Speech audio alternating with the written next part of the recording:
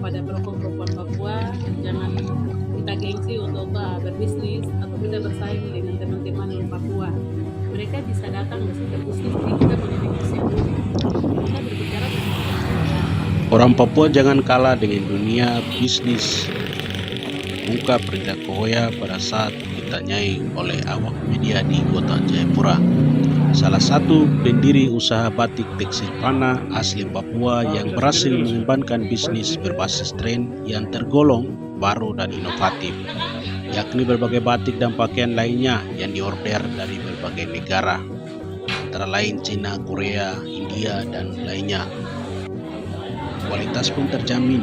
Rida Kohoya selaku owner jelaskan anak-anak muda Papua jangan kalah dengan dunia bisnis.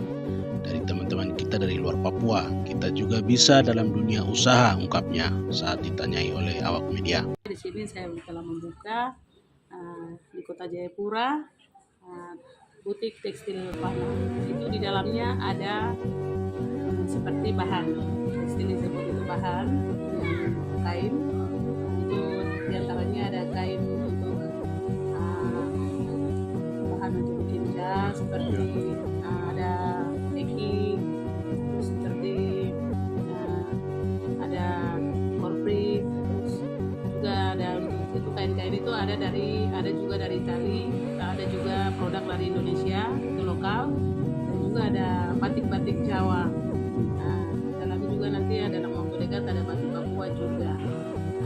Bikin sepasang satu keluarga boleh. Dan di sini juga ada baju-baju batik yang sudah jadi, jas yang sudah jadi, semua sudah ada di sini. Dan saya melihat di sini khusus orang-orang Papua itu mereka punya selera itu tinggi dalam hal memilih pakaian.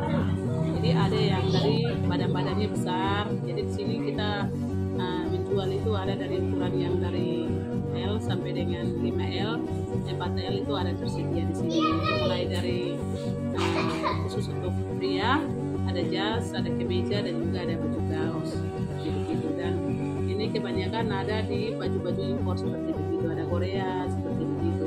Terus ada dari Cina juga ada baju gaus seperti begitu. Dan di sini ada juga kain-kain bahan buat wanita atau satu keluarga bisa. Itu juga ada bahan dari Itali ada, terus ada India juga ada di sini, terus juga ada dari Hawaii dan juga ada produk Indonesia ada di sini untuk bisa jahit sendiri, dan juga ada baju-baju jadi. Kain ini untuk kain ini nanti dibikin di sini atau pesan? Kalau untuk kain saya pesan ambil di luar. Barang yang sudah jadi saya datangkan dari Jakarta, ada dari Tanah Abang, terus juga stoknya ada di sana, jadi saya ambil sendiri. Jadi harus datangkan di sini, jual di sini. Apa pesan ini yang mau disampaikan bahwa kita anak Papua juga bisa? Ya, di sini ingin saya memberikan motivasi kepada kita, lebih khusus untuk OAP atau kepada perempuan Papua, jangan kita gengsi untuk berbisnis atau kita bersaing dengan teman-teman di Papua. Mereka bisa datang berbisnis di kita punya negeri sendiri. Kita berbicara tentang kemerdekaan Papua merdeka, tapi kalau kita tidak merdeka di dalam bisnis atau ekonomi, sama saja kita membuang-buang waktu. Jadi mungkin ini yang saya mengajak kita untuk khusus untuk anak-anak generasi Papua muda sekarang, kita jangan mengharapkan PNS saja, tapi kita melihat juga kita bisa menekuni di dalam dunia bisnis. Dan juga seperti saya lebih menekuni kepada butik untuk menjual pakaian dan juga kain, karena barang-barang ini tidak pernah akan expire. Kalau makanan dan lain-lain bisa expire dalam waktu yang singkat, tetapi ini bisnis yang menjanjikan sekali untuk kita memulai. Jadi saya mengajak kepada kita semua anak-anak Papua, mari kita memberanikan diri kita, jauhkan rasa ego atau rasa minder kita buang jauh-jauh. Kita bisa. Sebenarnya anak-anak Papua dan juga orang-orang Papua itu punya kemampuan itu sungguh luar biasa, kekayaan berpikir untuk berkreasi di dalam dunia bisnis apa saja itu bisa, tetapi hanya kita saja yang kadang rasa minder itu ada. Coba kita melihat dengan teman-teman kita di Papua, mereka itu berusaha itu tidak pernah mengenal lelah, dan juga mereka tidak pernah mengenal namanya rasa takut untuk berbisnis.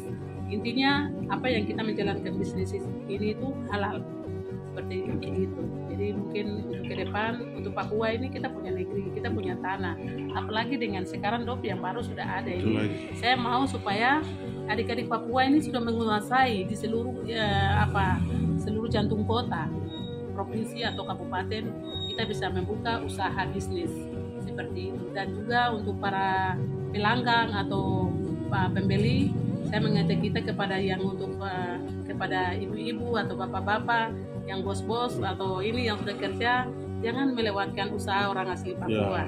Karena orang asli Papua akan membangun dirinya sendiri dan juga membangun daerahnya sendiri. Kalau orang yang non Papua, dia bukan membangun di sini, tetapi dia akan membangun di kotanya atau di daerahnya kembali ke luar Jawa. Oleh karena itu saya mengajak kita untuk semua saudara-saudara yang orang asli Papua yang ingin membeli baju, kain dan sebagainya, bisa melihat kami yang bisnis dari kita perempuan Papua atau anak asli Papua. Itu yang saya dapat pesan kepada kita semua agar bisa diperhatikan. Terima kasih.